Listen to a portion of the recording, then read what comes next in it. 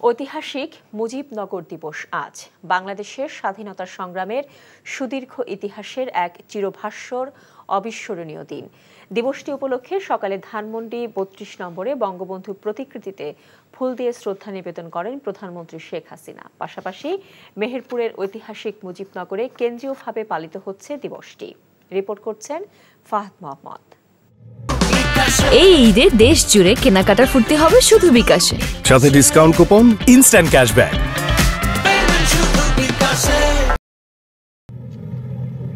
১৯৭১ সালের এই দিনে কুষ্টিয়া জেলার তদানীন্তন মেহেরপুরের বৈদ্যনাথতলার আম্রকাননে স্বাধীন সার্বভৌম গণপ্রজাতন্ত্রী বাংলাদেশে প্রথম অস্থায়ী সরকার গঠিত হয়। আনুষ্ঠানিকভাবে শপথ গ্রহণ করেন মন্ত্রিসভার সদস্যরা। দিবসটি উপলক্ষে ধানমন্ডির ৩২ নম্বরে বঙ্গবন্ধুর প্রতিকৃতিতে ফুল দিয়ে শ্রদ্ধা নিবেদন করেন প্রধানমন্ত্রী শেখ হাসিনা। এই সময় কিছুক্ষণ নীরবে দাঁড়িয়ে থাকেন তিনি।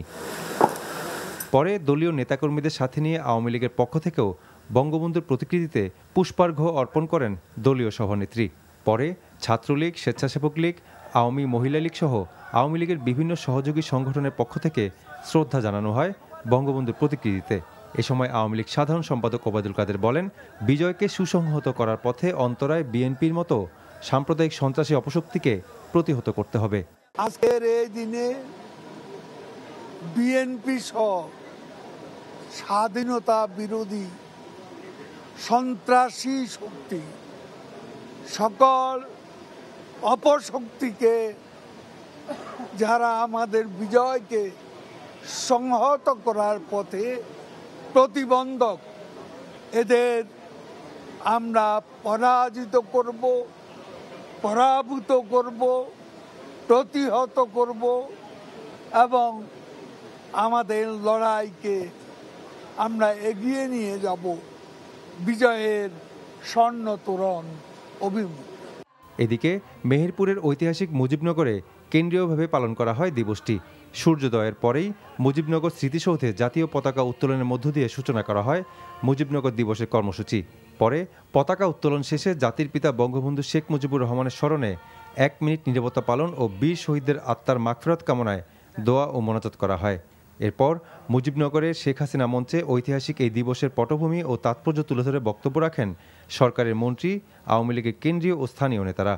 বর্তমান যুগে তো প্রতারণা করা আরো সহজ, সেই জন্য যদি কারো সুনির্দিষ্ট কোনো তথ্য জানা থাকে যে মুক্তিত হয়েছে, অভিযোগ দেওয়া হলে যথাযথ তদন্তের মাধ্যমে সেটা অবশ্যই বাতিল হবে।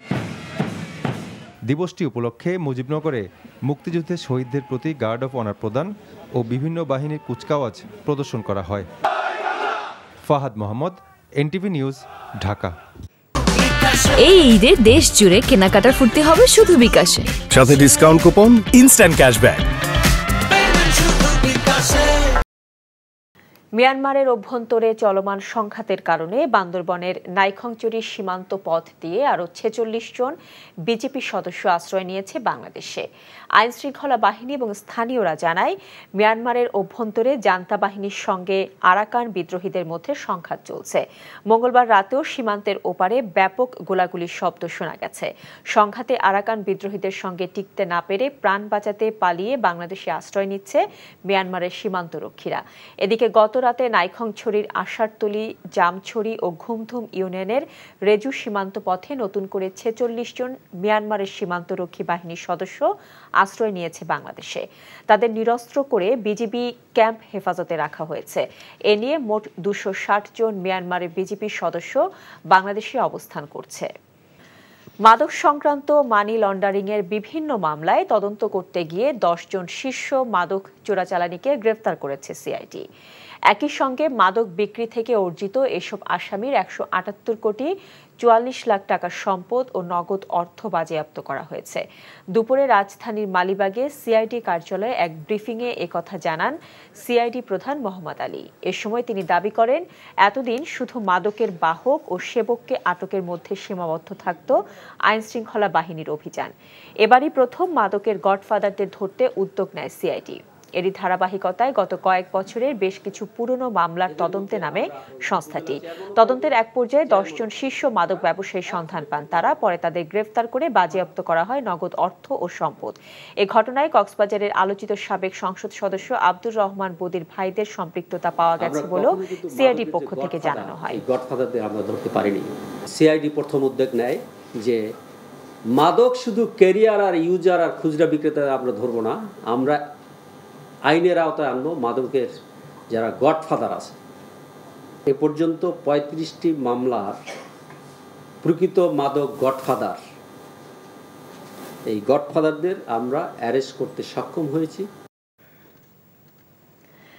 ঢাকা দক্ষিণ সিটি কর্পোরেশন এলাকার মশক ব্যবস্থাপনা নিয়ন্ত্রণে রয়েছে বলে দাবি করেছেন মেয়র শেখ ফজলে নূর তাপস। দায়িত্বে অবহেলা পেলে কর্মচারীদের বিরুদ্ধে ব্যবস্থা নেয়ার কথাও তিনি জানিয়েছেন। সকালে রাজধানীর কলাবাগান এলাকায় পান্থকুঞ্জ পার্ক পরিদর্শন শেষে সাংবাদিকদের এসব কথা বলেন তিনি। ডেঙ্গু মৌসুম সামনে রেখে ঢাকা দক্ষিণ সিটি কর্পোরেশন প্রস্তুতি সম্পন্ন করেছে বলেও দাবি করেন মেয়র। এ সময় তিনি আরও জানান, বর্ষা মৌসুমে জলাবদ্ধতা নিরসনে সর্বোচ্চ গুরুত্ব দেওয়া হচ্ছে। কয়েকদিন কিন্তু ছুটি ছিল, তারপরেও আপনারা লক্ষ্য করবেন যে মশা কিন্তু সেই পরিমাণে বৃদ্ধি হয়নি, কারণ আমাদের কার্যক্রম অব্যাহত ছিল। আমরা ছুটির মধ্যেও কাজ করেছি, যার কারণে আমরা মশক নিয়ন্ত্রণে রাখতে পেরেছি। একজন কর্মচারী সে গাফিলতি অবহেলা করতেই পারে, কিন্তু আমরা কঠোরভাবে সেগুলো ব্যবস্থা নিই। যদি আমরা গাফিলতি অবহেলা আমাদের নজরে আসে, তার সাথে সাথে আমরা দ্রুত এবং কঠোর ব্যবস্থা কিন্তু নিয়ে থাকি। জামালপুরের সরিষাবাড়ি থেকে ছেড়ে আসা যমুনা এক্সপ্রেস ট্রেনের একটি বগি লাইনচ্যুত হয়ে কয়েক ঘন্টা বন্ধ থাকে রেল চলাচল। সকাল 8টার পর রাজধানীর তেজগাঁও রেল স্টেশনে এ দুর্ঘটনা ঘটে, তবে এতে কোনো হতাহতের ঘটনা ঘটেনি বলে জানায় রেল সংশ্লিষ্টরা। এর ফলে প্রায় 3 ঘন্টা ঢাকামুখী রেল চলাচল বন্ধের পর পরিস্থিতি স্বাভাবিক হয়।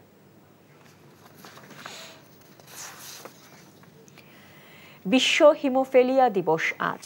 রক্তক্ষরণজনিত এ রোগের চিকিৎসার সুবিধা এবং সচেতনতা বাড়াতে রাজধানীর গ্রিন রোডে র্যালি এবং পথসভার আয়োজন করা হয়। হিমোফিলিয়া সোসাইটি অফ বাংলাদেশ দিবসটি পালনে দেশব্যাপী নানা কর্মসূচি পালন করে। র্যালিতে সোসাইটির সদস্যরা দেশে এ রোগের চিকিৎসার সুবিধা বাড়ানোর দাবি জানান। এবছর দিবসটির প্রতিপাদ্য সবার জন্য সমান অধিকার ভিত্তিক চিকিৎসা ব্যবস্থা। প্রথম ধাপে অনুষ্ঠিত হতে যাওয়া দেশের 150 উপজেলা পরিষদ নির্বাচনের প্রার্থীর মনোনয়নপত্র যাচাই বাছাই সম্পন্ন হয়েছে। এদিকে মনোনয়নপত্র দাখিলের কারণে অপহরণ ও নির্যাতনের শিকার নাটোরে সিংড়া উপজেলার চেয়ারম্যান প্রার্থী দেলোয়ার হোসেনের মনোনয়নপত্র বৈধ ঘোষণা করেছে রিটার্নিং অফিসার। প্রার্থিতা যাচাই বাছাই শেষে দেলোয়ার হোসেনের প্রার্থিতা বৈধ ঘোষণা করেন রিটার্নিং অফিসার। এছাড়া সিংড়ার অপর চেয়ারম্যান প্রার্থী আইসিটি প্রতিমন্ত্রী জুনায়েদ আহমেদ পলকের শ্যালক লুৎফুল হাবিব রুবেলের প্রার্থিতাও বৈধ ঘোষণা করা হয়েছে। তবে নাটোর সদরের চেয়ারম্যান ও ভাইস চেয়ারম্যান পদে 2 জন, নলডাঙ্গা ও সিংড়া উপজেলার 3 ভাইস চেয়ারম্যান প্রার্থীর প্রার্থিতা বাতিল করা হয়েছে, আর নলডাঙ্গার 1 চেয়ারম্যান প্রার্থীর প্রার্থিতা স্থগিত করা হয়েছে। এদিকে চুয়াডাঙ্গার 2 উপজেলা পরিষদ নির্বাচনে 13 প্রার্থী, পিরোজপুরে 3 উপজেলার 30 প্রার্থীর মনোনয়নপত্র বৈধ ঘোষণা করা হয়েছে। এছাড়া বাদ পড়েছেন কুমিল্লার 4 উপজেলার 2 জন, কুষ্টিয়ার 2 উপজেলার 1 জন এবং চাঁদপুরের 1 জন। দলীয় প্রতীক ছাড়া উপজেলা নির্বাচন সরকারের ভাওতাবাজি বলে মন্তব্য করেছেন আমির খসরু মাহমুদ চৌধুরী।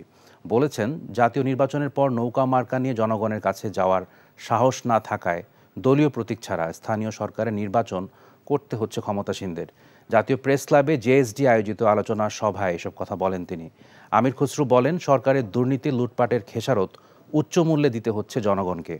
অভিযোগ করেন, ব্যাংকিং খাতে লুটপাটের পর এখন আরও সুবিধা দিতে ব্যাংক একীভূত করার উদ্যোগ নেওয়া হয়েছে। এদিকে ইলিয়াস আলী গুমের 12 বছর পূর্তিতে সংবাদ সম্মেলনে রিজভী আহমেদ অভিযোগ করেন, সরকারের পৃষ্ঠপোষকতায় সব গুমের ঘটনা ঘটেছে। বিএনপি নেতাকর্মীদের নির্যাতন নিয়ে ওবায়দুল কাদেরের বক্তব্যের জবাবও দেন তিনি।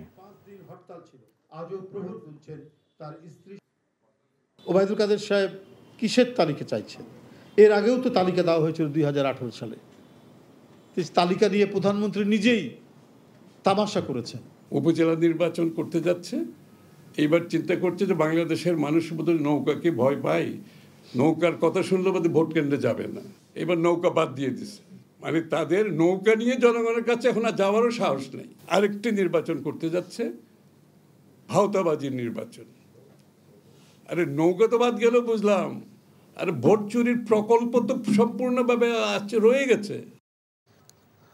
আগামী সপ্তাহে ঢাকার তাপমাত্রা ৪২ ডিগ্রি ছাড়াতে পারে এমন শঙ্কার কথা জানিয়েছে আবহাওয়া অফিস। বলা হচ্ছে বাতাসে জলীয় বাষ্প বেশি থাকায় তাপমাত্রার তুলনায় গরম আরও বেশি অনুভূত হচ্ছে।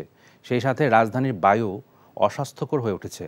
এদিকে আজ মৌসুমের সর্বোচ্চ তাপমাত্রা রেকর্ড করা হয়েছে চুয়াডাঙ্গায় ৪০.৭ ডিগ্রি। ঢাকাসহ মোট ৫৬ জেলায় বয়ে যাচ্ছে তাপপ্রবাহ। এর বাইরে রয়েছে রংপুর বিভাগের ৮ জেলা। মেজবা হাসানের রিপোর্ট। বৈশাখের প্রথম সপ্তাহ না যেতেই তীব্র তাপদাহে পুড়ছে মানুষ। গরমে অতিষ্ঠ নগর থেকে গ্রাম সব জনপদের বাসিন্দা।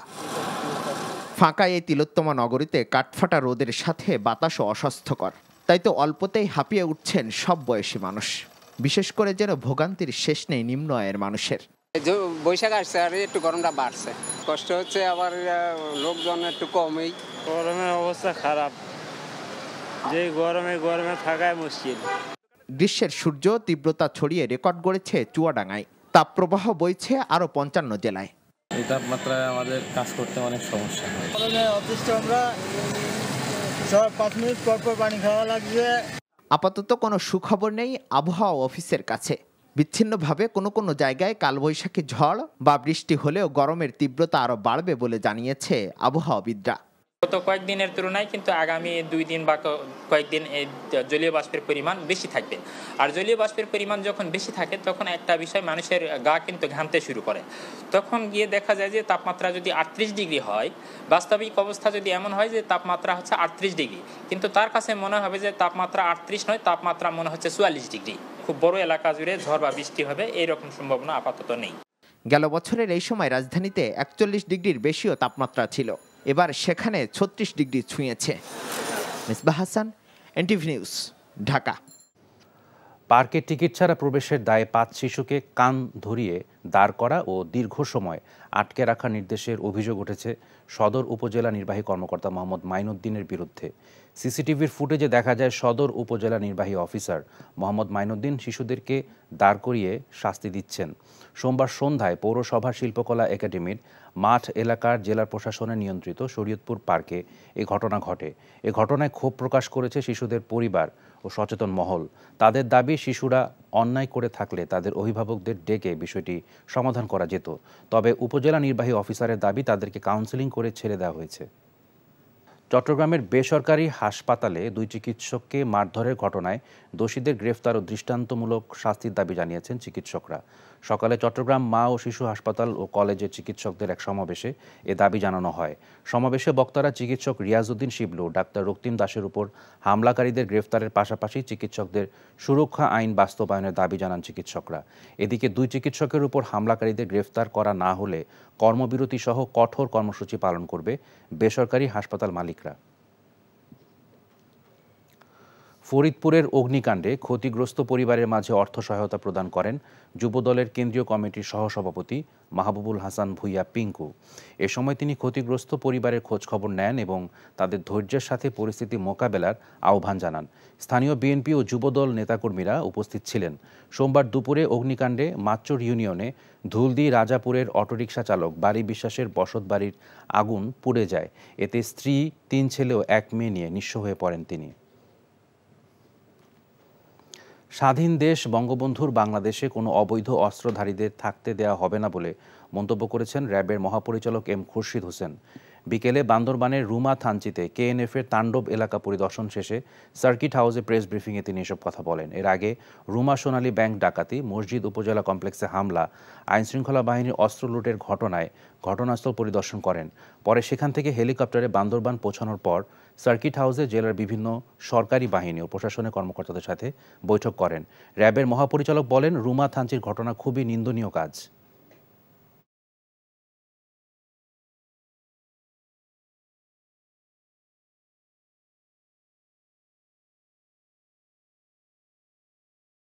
স্বাধীন দেশে এ ধরনের অবৈধ অস্ত্রধারী এটা কোনো অবস্থাতে আমরা মেনে নিব না। এরা যতক্ষণ না পর্যন্ত শান্তির পথে না আসবে আমাদের এই যৌথ অভিযান অব্যাহত থাকবে। ভারতের লোকসভা নির্বাচনের কারণে পঞ্চগড়ের বাংলাবান্ধা লালমনিরহাটে বুড়িমারি স্থলবন্দরের কার্যক্রম 3 দিন বন্ধ ঘোষণা করা হয়েছে। এতে করে আজ থেকে 19 এপ্রিল পর্যন্ত স্থলবন্দরের পণ্য আমদানি রপ্তানি এবং যাত্রী পারাপার বন্ধ থাকবে। এর আগে জলপাইগুড়ির জেলা ম্যাজিস্ট্রেট শামা পারভিন স্বাক্ষরিত একটি চিঠি প্রেরণ করেন। বাংলাবান্ধা স্থলবন্দরের ইমিগ্রেশন ওসি অমৃত অধিকারী বিষয়টি নিশ্চিত করেন। আগামী 20 এপ্রিল থেকে বন্দরের কার্যক্রম স্বাভাবিক হবে বলেও ইমিগ্রেশন পুলিশের পক্ষ থেকে জানানো হয়। দৈনিক প্রথম আলো কালের কণ্ঠ পত্রিকার সাবেক প্রধান ফটো সাংবাদিক, ডকুমেন্টারি ও চলচ্চিত্র নির্মাতা ফিরোজ চৌধুরীর 13তম একক আলোকচিত্র প্রদর্শনী রংপুরে শুরু হয়েছে। বঙ্গবন্ধু শেখ মুজিবুর রহমানের 105তম জন্মদিন উপলক্ষে সকালে রংপুর পাবলিক লাইব্রেরি মাঠে 5 দিনব্যাপী এই আলোকচিত্র প্রদর্শনীর উদ্বোধন করেন জেলা প্রশাসক মোবাশ্বের হাসান। এ সময় উপস্থিত ছিলেন পুলিশ সুপার ফেরদৌস আলী চৌধুরী, প্রধানমন্ত্রীর সিনিয়র ফটোগ্রাফার SM গোর্কি, প্রদর্শনী উদযাপন কমিটির আহ্বায়ক আশিক ইকবাল। প্রদর্শনীতে 130টি ছবি স্থান পেয়েছে। প্রদর্শনী চলবে আগামী 21 এপ্রিল পর্যন্ত।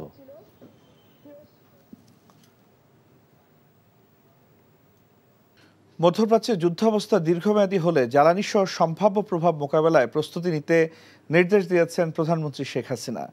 মন্ত্রিসভা বৈঠক শেষে সচিবালয় ব্রিফিংয়ে একথা জানান মন্ত্রিপরিষদ সচিব মাহবুব হোসেন। রিপোর্ট রকুনউদ্দিনের। বুধবার সকালে প্রধানমন্ত্রী শেখ হাসিনার সভাপতিত্বে তার কার্যালয়ে অনুষ্ঠিত হয় মন্ত্রিসভার বৈঠক। এ সময় মাস্টার প্ল্যানের মাধ্যমে মহেশখালীকে কেন্দ্র করে সমস্ত উন্নয়ন কার্যক্রম সমন্বিতভাবে করতে মহেশখালী সমন্বিত উন্নয়ন কর্তৃপক্ষ আইন 2024-এর খসড়ার অনুমোদন দেয়া হয়। এই কর্তৃপক্ষের 17 সদস্যের গভর্নিং বোর্ডের চেয়ারপারসন থাকবেন প্রধানমন্ত্রী। বৈঠকে মধ্যপ্রাচ্যের অচল অবস্থার দিকে নজর রাখতে প্রধানমন্ত্রী নির্দেশ দিয়েছেন বলে জানান মন্ত্রিপরিষদ সচিব। যদি দীর্ঘমেয়াদী হয় তখন যে সম্ভাব্য পরিস্থিতি হতে পারে, বিভিন্ন সেক্টরে যে ইম্প্যাক্ট পড়তে পারে, সেটি যেন সংশ্লিষ্ট সেক্টর থেকে এক্সারসাইজ করে প্রস্তুত করে এবং এটি মোকাবেলার জন্য যেন তারা পরিকল্পনা গ্রহণ করে প্রস্তুতি নিয়ে রাখতে বলেছেন সকলকে। এছাড়া ধীরগতিতে চলা প্রকল্পের সর্বশেষ অবস্থা অবহিত করতে প্রধানমন্ত্রী নির্দেশ দিয়েছেন বলেও জানান তিনি। বাস্তবায়নাধীন আছে, সেগুলো উনি খুব দ্রুত নিষ্পত্তি করার জন্য বলেছেন। যা হয় বাস্তবায়ন করবা না হয় এটা আমাদেরকে জানাও যে কেন বাস্তবায়ন করা যাচ্ছে না, তাহলে আমরা আবার ভিন্ন একটা সিদ্ধান্ত দেবো বা সিদ্ধান্তটা পরিবর্তন করে দেবো। এছাড়া প্রধান নির্বাচন কমিশনার ও অন্যান্য কমিশনাররা আগের মতোই সুপ্রিম কোর্টের প্রধান ও অন্যান্য বিচারপতিদের মতো বেতন ভাতা পাবেন এমন বিধান রেখে একটি আইনের খসড়ারও অনুমোদন দিয়েছে মন্ত্রিসভা। রকুনউদ্দিন, NTV নিউজ, ঢাকা। ষষ্ঠ উপজেলা পরিষদ নির্বাচনের তৃতীয় ধাপের ভোট গ্রহণ 29 মে। 112টি উপজেলায় এই ধাপে ভোট অনুষ্ঠিত হবে বলে জানিয়েছে নির্বাচন কমিশন।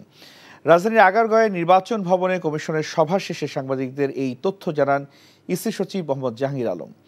মনোনয়ন ফর্ম জমা দেওয়ার শেষ তারিখ 2 মে, যাচাই বাছাই 5 মে, রিটার্নিং কর্মকর্তার সিদ্ধান্তের বিরুদ্ধে আপিল 6 থেকে 8 মে, আপিল নিষ্পত্তি 9 থেকে 11 মে, প্রার্থিতা প্রত্যাহারের শেষ দিন 12 মে। এই ধাপে 21টি উপজেলায় EVM এবং বাকিগুলো ব্যালট পেপারের মাধ্যমে ভোট গ্রহণ করা হবে। বিশ্ব টি-20 সম্ভাব্য স্কোয়াডের রূপরেখা মিলবে জিম্বাবুয়ের বিপক্ষে 5 ম্যাচের টি-20 সিরিজ দিয়ে। তাই খুব তাড়াতাড়ি ঘরের মাঠে সিরিজের জন্য নির্বাচকরা দল ঘোষণা করবেন বলে জানিয়েছেন ক্রিকেট পরিচালনা বিভাগের প্রধান জালাল ইউনুস। জিম্বাবুয়ের টিমটা দেওয়া মানে হচ্ছে it will be followed by world cup team, so it is very important. তার জন্য তারা চিন্তা ভাবনা করে কিন্তু টিমটা দিবেন। আমরা মুস্তাফিজকে এখানে ব্যাক করানোর কারণটা খালি জিম্বাবুয়ে সিরিজে খেলানোর জন্য না, আমরা জিম্বাবুয়ে সিরিজে তাকে ওয়ার্কলোড দিয়ে আমরা খেলাবো। এখানে আনলে তাকে ওয়ার্কলোড দিয়ে আমরা কিন্তু তাকে প্ল্যান দিব, কিন্তু IPL-এ থাকলে সে প্ল্যান হবে না। তো সুতরাং মুস্তাফিজের লার্নিং প্রসেস ওভার। ওইখানে মুস্তাফিজকে শেখানোর হয় না, আর কোনো দরকার নেই। সে 7-8 বছর ধরে এখানে ক্রিকেট খেলে, ওই IPL টুর্নামেন্ট খেলছে। সো বেনিফিটেড তারা হবে, আমরা হব না। কিন্তু ওই কাল দুপুরে বসে যে ফাইলটা দিছিল ওটা রেডি হইছে? আসিফ ভাই, আসিফ ভাই, কে কি হইছে? কে দেখা করতে আসছে এসেও ঘুমাচ্ছো?